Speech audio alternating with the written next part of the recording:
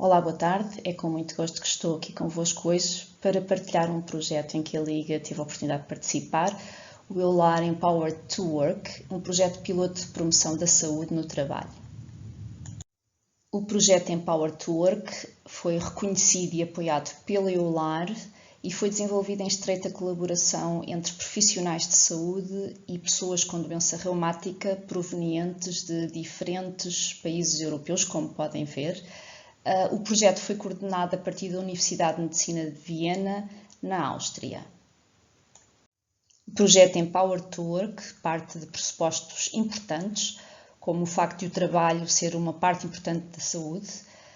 Manter as pessoas com doenças reumáticas e musculoesqueléticas ativas é benéfico para a saúde física e mental, o que resulta numa menor necessidade de serviços de saúde. As pessoas afetadas por doença reumática e musculoesquelética têm frequentemente problemas em participar no trabalho, quer porque sofram de barreiras internas ou externas ao trabalho, como a dor, a fadiga, que afetam a sua capacidade de trabalhar, sendo por isso incapazes de executar tarefas devido às limitações físicas, necessitando mais pausas e descansos mais longos e, por vezes, também de obstáculos espaciais específicos no trabalho. São necessárias intervenções preventivas para apoiar a participação no trabalho e para evitar o presenteísmo e o absentismo, bem como a transição do trabalho para a instabilidade no trabalho e até para a incapacidade para o trabalho. Diversas revisões e estudos centrados na formação e em princípios de ergonomia e reabilitação para o trabalho têm frequentemente demonstrado resultados mistos, o que nos parece demonstrar que há aqui espaço para melhoria. Este projeto procurou desenvolver o conceito de um workshop de fácil acesso, simples, multifacetado, centrado na promoção da saúde e em questões ergonómicas no local de trabalho para pessoas com doença reumática e musculoesquelética, e para tal teve que formar pessoas com doença reumática e musculoesquelética interessadas em apoiar outras pessoas com doença reumática e musculoesquelética em toda a Europa no seu trabalho ou na sua educação. Este workshop procurou dotar os formadores de competências e conhecimentos de que necessitam para ministrar com confiança um workshop de formação dos seus pares na sua organização de pacientes, quer pessoalmente, presencialmente, quer à distância. O conceito subjacente era, de facto, ver as pessoas com doença reumática como especialistas para o seu próprio trabalho e apoiá-las no cuidado da sua própria saúde quando trabalham. Resumidamente, empoderar os pacientes. Os pares ou os colegas podem apoiar os outros para melhor alcançarem os seus objetivos através dos seus próprios esforços. Os elementos centrais são a partilha de experiências e conhecimentos e, sobretudo, a autorreflexão. Os formadores para estes workshops terão que ser voluntários ou membros do pessoal de organizações de doentes que sejam membros da EULAR Parem. Terão que ser pessoas que estejam comprometidas com o tempo, pois requer algum trabalho preparar um workshop desta natureza. Terão que ser pessoas ativas na sua organização e, de preferência, terem interesse em questões relacionadas com o trabalho, ter alguma experiência de trabalho pessoal para partilhar com os seus pares e, embora a experiência prévia em formação não seja um pré-requisito, um interesse especial na formação de pacientes seria sempre considerado uma vantagem. Os participantes ou os formandos, se quiserem, serão sempre pessoas com doença reumática e musculoesquelética, interessadas na prevenção, interessadas em questões ergonómicas, que enfrentam desafios no local de trabalho e que estejam interessadas na gestão dos problemas que surgem no trabalho ou qualquer outra questão que se justifique. Este workshop foi estruturado em diferentes etapas. Antes de acontecer a primeira reunião entre formadores e participantes, é pedido aos participantes que descrevam o problema no trabalho que os está a afetar e que estabeleçam prioridades e que o comuniquem aos formadores antes da primeira reunião. Depois, durante a primeira reunião entre formadores e participantes, o problema é apresentado e são classificados os níveis de desempenho e satisfação. O problema é discutido com os outros e os participantes podem aprender sobre possíveis recursos e sugestões, como, por exemplo, informações sobre exercícios, gestão do stress, ergonomia, comunicação com o empregador, pausas, etc. São anotadas todas as soluções propostas e é selecionada pelos participantes aquela que consideram ser a melhor linha de ação para cada um deles. Depois há um intervalo de cerca de 2 semanas entre a primeira parte do workshop e a segunda parte, e neste intervalo os participantes vão experimentar as novas soluções sugeridas e ver se de facto contribuem para a melhoria do problema que enfrentam no trabalho. Na segunda parte do workshop, ou seja, 2 semanas sensivelmente depois da primeira reunião, avaliam-se as soluções e fazem-se ajustamentos se for necessário.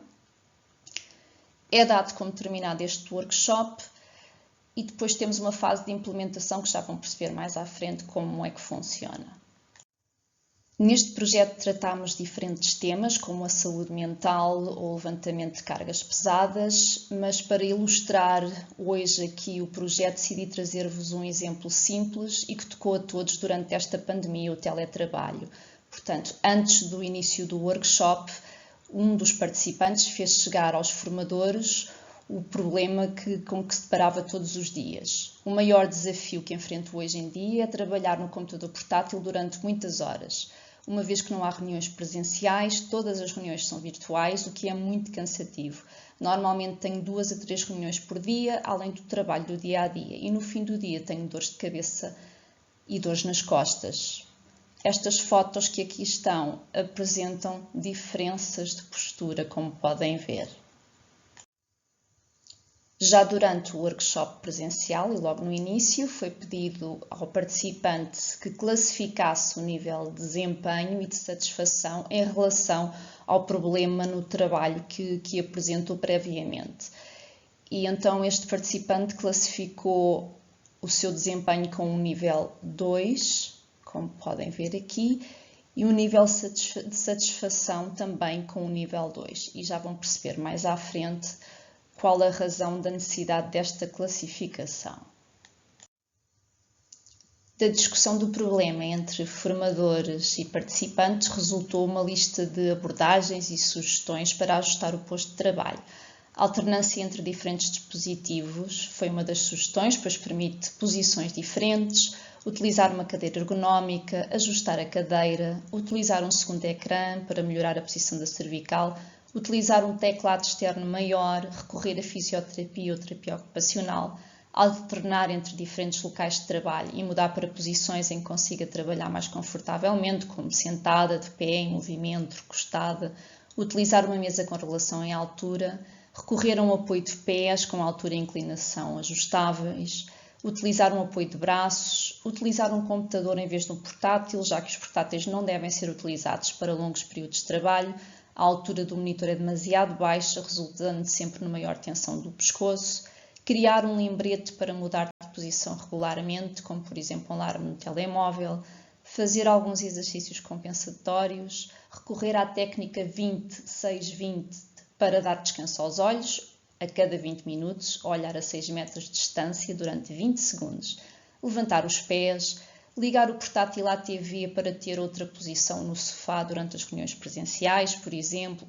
Usar os escutadores quando está a realizar chamadas telefónicas, porque isso permite deslocar-se pela casa. Proteger ao máximo as articulações, recorrendo ao tal teclado externo ou até um rato ergonómico.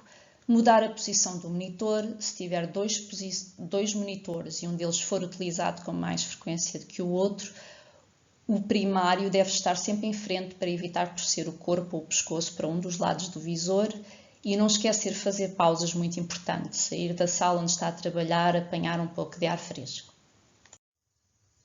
Depois das sugestões, foi o momento de se disponibilizarem uma série de recursos facilmente acessíveis online, como listas de autoavaliação para o posto de trabalho informático, dicas para várias posições, incluindo sentar num sofá e utilizar uma tábua de engomar de altura ajustável, exercícios compensatórios, exercícios no local de trabalho e como realizar pausas e descanso e perceber que contribuem para a redução do desconforto musculoesquelético quando se está a realizar tarefas informáticas e ainda recursos para exercícios em casa, especificamente para doentes com doença reumática e musculoesquelética, entre outros.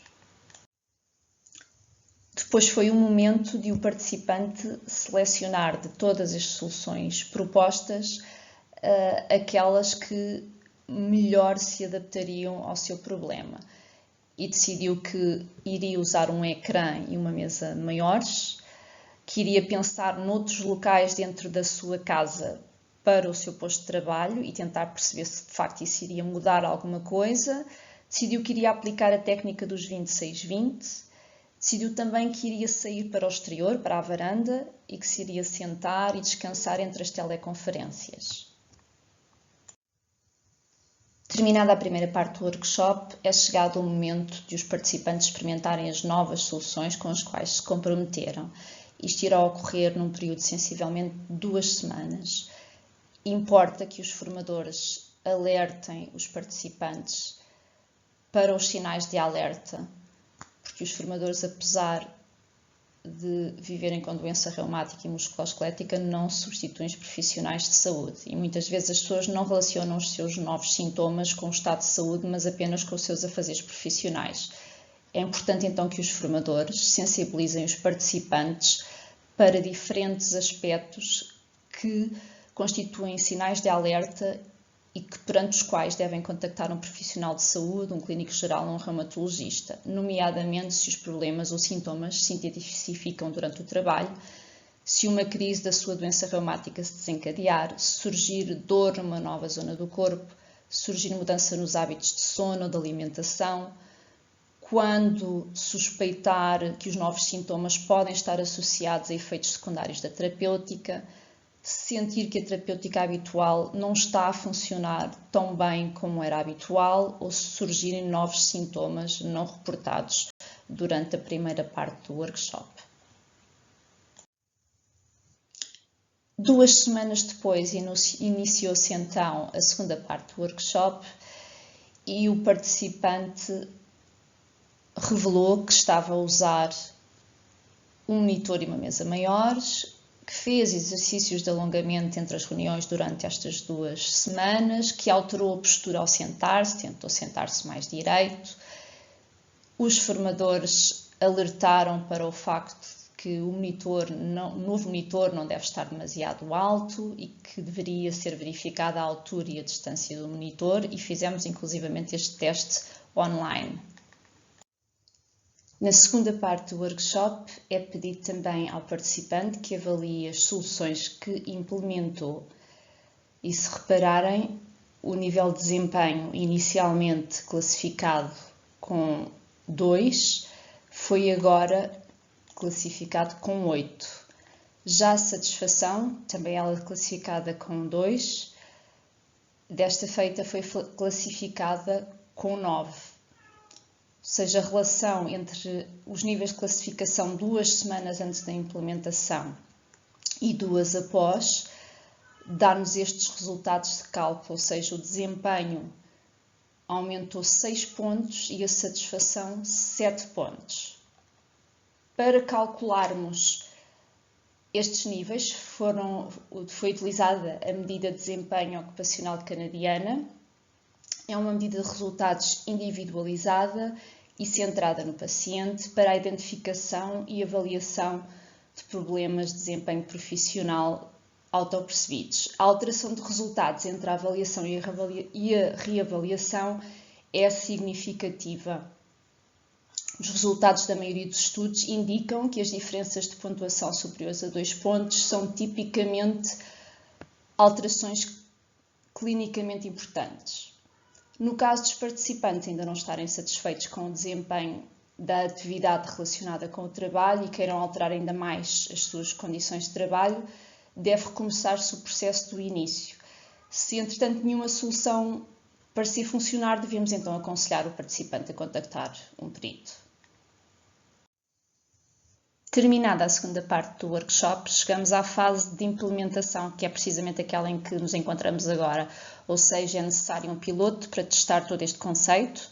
Deverá realizar-se um workshop virtual de treino por pares com membros das organizações nacionais das pessoas com doença reumática e musculoesquelética envolvidas na formação inicial, ou seja, em Portugal, Estónia, Chipre, Espanha, Bulgária e Grécia. Estes países deverão testar cada um deles o conceito. Poderemos então, após o piloto, voltar a reunir para aprender com as experiências de cada país e adaptar o conceito caso assim se justifique.